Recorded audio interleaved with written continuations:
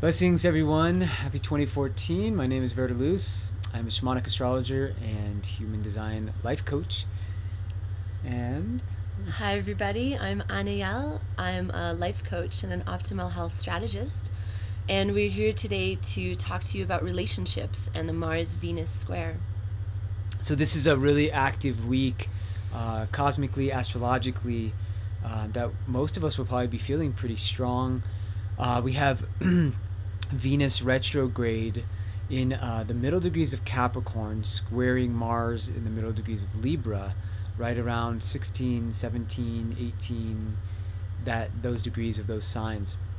So a few different things that we want to touch on here is a technical thing about the Venus synodic cycle and the rebirth of the version of the goddess that is going to collectively be influencing us for the next 18, 19 months.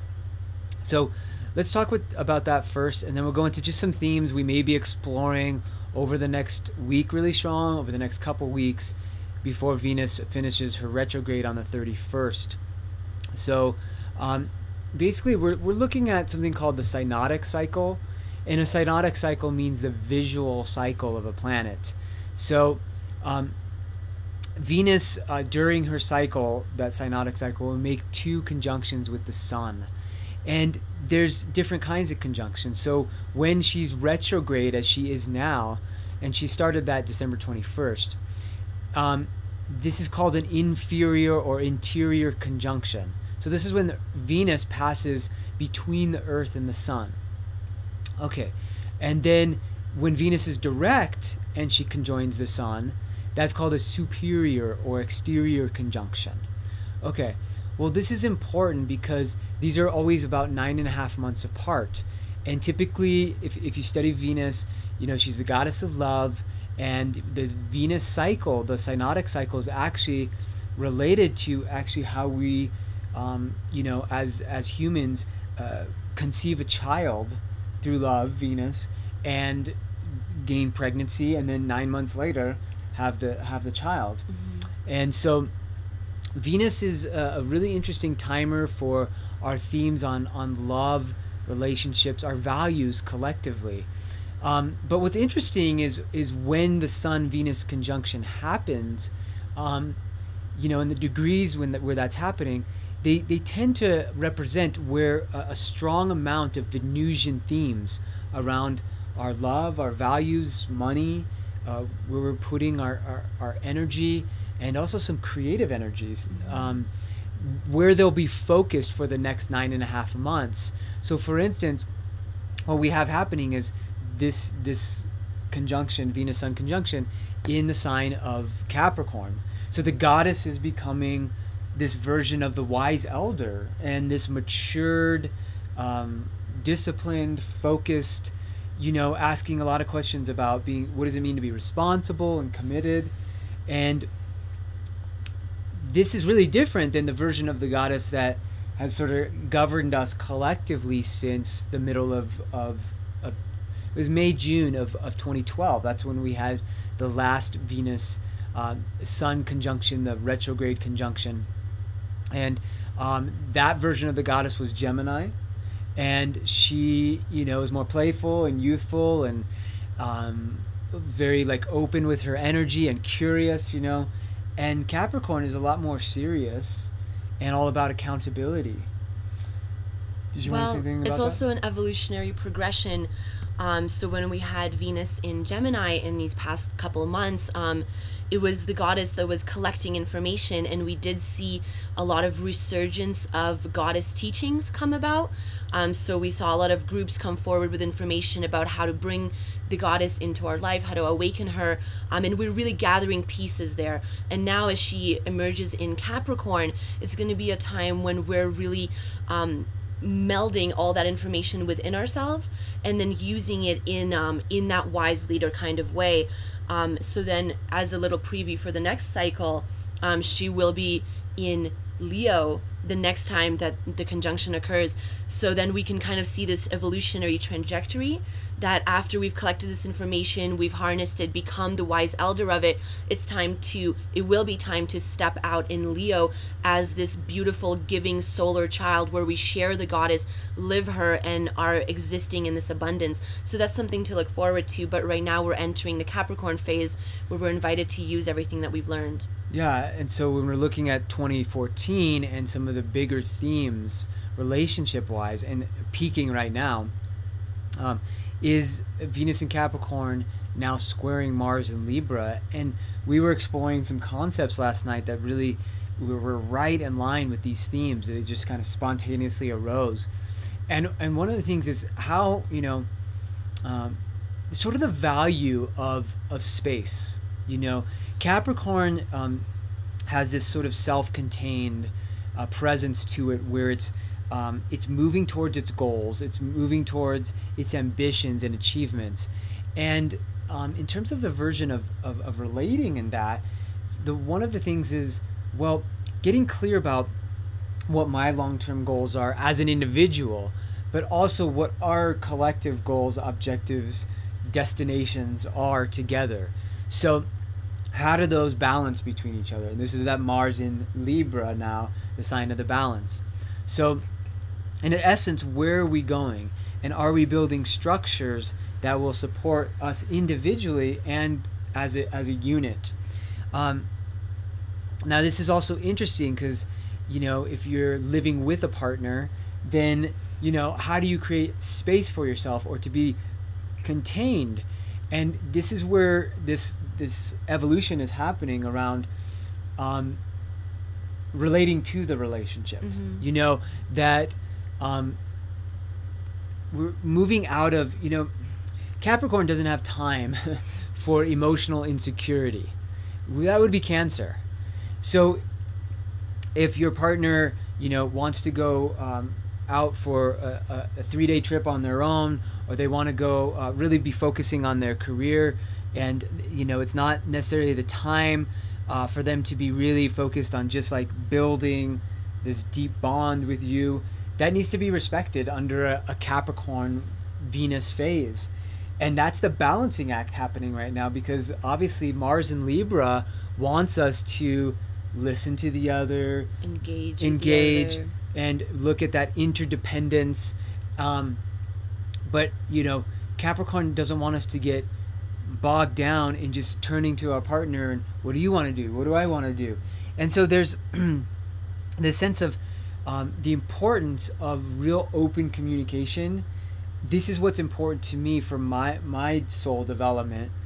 And I'm hearing that coming from you, that you have this energy that you're developing, these qualities that you're developing. How can we mutually support each other without bumping into each other as we're climbing the mountain? Well, this is something I've heard you mention before, Verdeluz, that I find really valuable and interesting, is that each person is going through their own cycles, and then the relationship, and any relationship that we're in, any relating that we're doing in our life with a beloved, with a business partner, whatever it may be, is going through its own phase, its own third entity that has its own changes happening to it. So as we look deeper out of Venus retrograde in Capricorn in those specific degrees, and as we look at that in our specific chart, we can see the area of life that we're being called to really build this mountain in. And it may be a very different area of life than our partner is engaged in right now. And that will again be a third area that the relationship is being affected in that space. So it's a really much deeper level to look at that really gives you respect for each other's journeys, and compassion for what is it that's that third piece, like where does that fit in? There's two pieces there that I wanted to speak about, which is I'm hearing the need for a certain autonomy and self-reliance without being defensive around that. Like if I that each person needs to do what their path is calling them to do. And that doesn't mean that every moment has to be spent with that other person, which can be a very Mars and Libra kind of energy that we're dealing with for the next 8 months, because we have a retrograde Mars and Libra coming up. But also I'm hearing this important point about Venus Sun conjunction, and wherever the degrees again are around the middle degrees of Capricorn here. Wherever that is in your birth chart, that is going to flavor where your aesthetic energy, your creative energy, some of your money, your values are going to be for at least the next 9.5 months here before the next conjunction between Venus and the Sun. So that's important for two people in a relationship to understand that some of their values are going to be in different areas of their life, and that's not wrong or bad. It's just something to understand about your partner and where they're coming from. It gets back to this fundamental quality around relationship intent and understanding that, which I find is the subject in astrology I love teaching almost more than anything, just because especially it's always great later in a relationship as well, but if you can do it earlier in a connection with someone, you have this incredible framework for really understanding where each partner is coming from, and working to not project onto that partner, and to see your own patterns really clearly. I mean, that's what we're looking at. We're looking at my patterns of relating, of what my values are right now, why I hang out with the people I do. This is really important. But Venus retrograde is also my relationship to everything sort of sensual. Mm-hmm. We were talking about that last night, that why do I like the things that I like? That's the music, that's my relation, the food, my relationship to nature, drink, also drugs, recreational drugs. Like, where am I with my partner with that? Are we in the same place? Do we have a difference there? What does that mean? How do we navigate that? And here, with Capricorn, it's pretty direct. It's pretty clear. Capricorn is about sort of creating those set parameters of, like, this is who I am. This is where I'm going. And yeah, it'd be great with this Mars and Libra to team up, to support each other. But it may not be that we're going the same direction in everything we're doing. So letting that be, allowing that process to unfold naturally.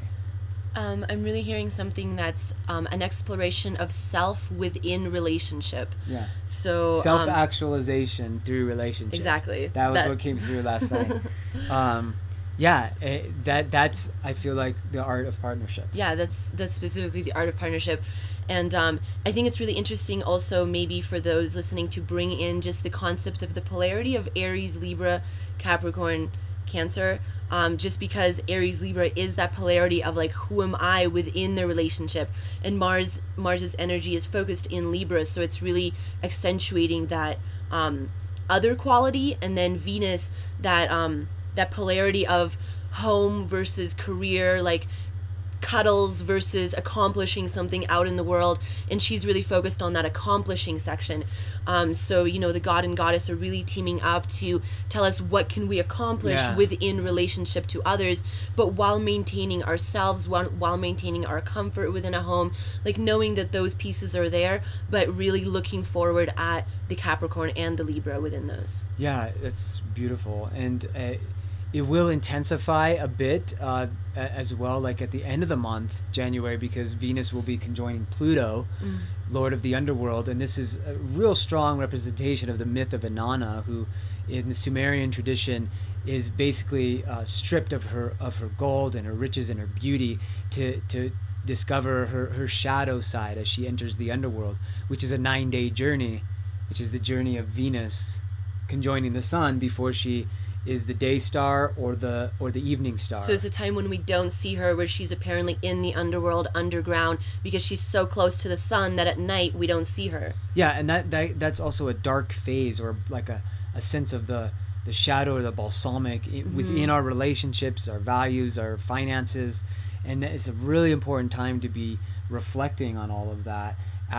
So then when she rises back up, we're really clear with that. Yeah, we've let go all that doesn't serve us. We've let those parts die that need to die. We're not holding on to everything so tight. It's really a time to shed, and almost kind of my favorite metaphor is all the leaves that fall on the ground, all the seeds, a lot of it turns to the humus that nurtures the several seeds here and there. So finding those seeds, what is it that's within us that's ready to rise up, and what can we use just as fodder to nourish all of that? Yeah, and that's primarily with these cycles why we wanted to lead the workshop that we have coming up, because both of us have wanted to go a lot deeper in our interpersonal work with clients. And this weekend is called the Relationship Wisdom Weekend. It's coming up on the 25th and 26th of January. And just we have a page on it on my website, soulalchemyastrology.com. But in essence, we're going to be exploring conscious relating through many lenses, including understanding exactly the positions of your Venus, your Mars, and even some other things like the moon, very important emotional nature inside of you.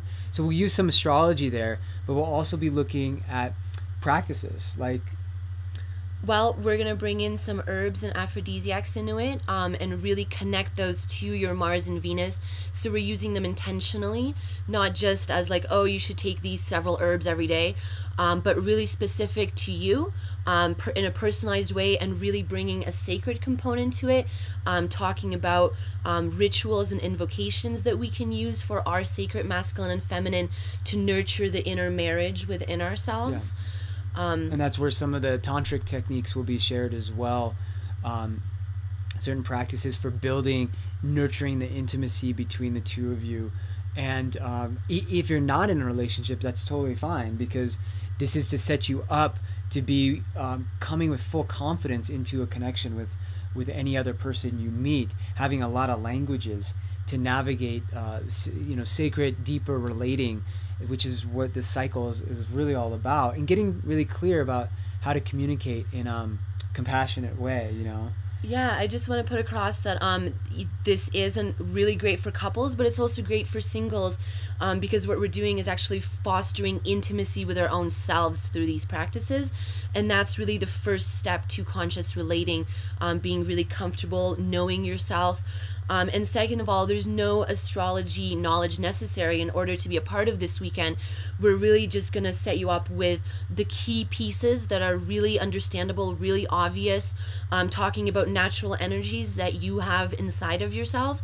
And really, as soon as someone hears about this, it's just an aha moment, because you already know this, but just giving vocabulary to it so that you can express it better. You can relate to yourself with more language, with more tools. Yeah, beautiful. Thank you. you.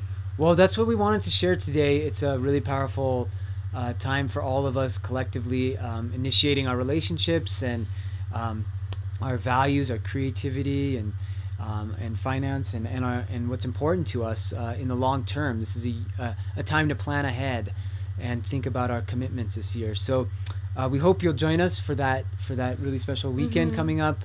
Again, soulalchemyastrology.com for readings, or for insight into some teleclasses, webinars that are happening once or twice a month. So thanks again for joining us, and have a beautiful week. Aho.